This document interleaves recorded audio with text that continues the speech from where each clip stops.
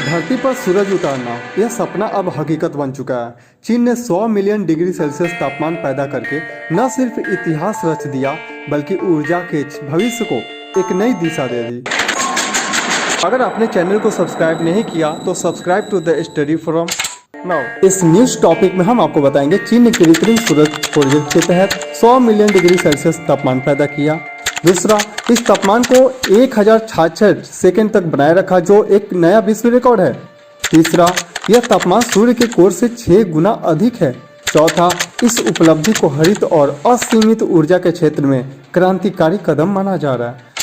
चीन ने अपनी हेफई एक उनका स्थान है, वहां पर experimental advance super conducting tokamak ये जो ईस्ट में है उनका ये रिकॉर्ड हासिल किया है। यह प्रोजेक्ट जो है कृत्रिम सूरज के नाम से जाना जाता है।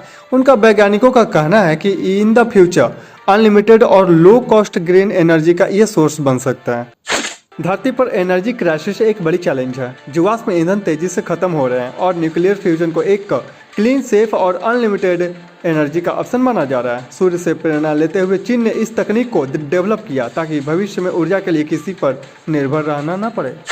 आर्टिफिशियल सन की तकनीक न्यूक्लियर फ्यूजन पर आधारित है। यह वही प्रक्रिया है जो सन और अदर स्टार में ऊर्जा पैदा करती है।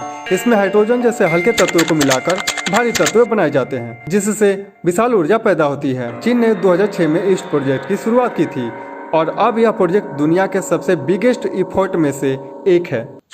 इसके रीजन एंड इफेक्ट की अगर बात करें तो यह तकनीक क्लीन एंड अनलिमिटेड एनर्जी को दे सकता है। यह ग्रीन हाउस गैस इमिशन को कम कर सकती है। चीन ने इसे उपलब्धि को दुनिया में अपनी तकनीकी श्रेष्ठता को साबित किया है। इन द फ्यूचर यह सस्ती ऊर्जा प्रोडक्शन का माध्यम भी बन सकता है।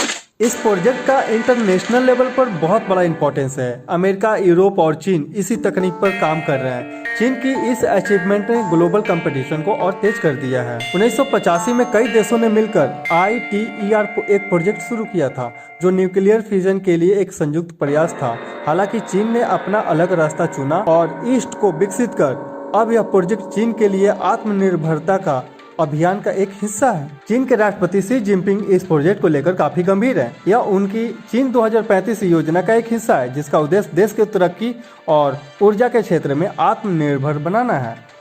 चीन सरकार ने इस प्रोजेक्ट पर बिलियंस ऑफ डॉलर का इन्वेस्ट किया है। इसके अलावा साइंटिस्ट और रिसर्चर्स के लिए भी अंतर्राष्ट्रीय सहयोग के दरवाजे भी खोले हैं। चीन की यह अचीवमेंट ग्लोबल पॉलिटिक्स को भी अफेक्ट करती है।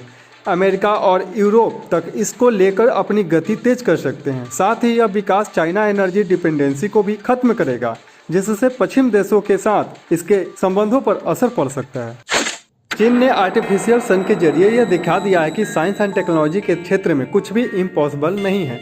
तो बने रहिए और देखते रहिए ऊर्जा का यह नया युग कैसे दुनिया को बदल रहा है। अगर आप चैनल पर नए हैं तो सब्सक्राइब करें और शेयर करें। Thank you.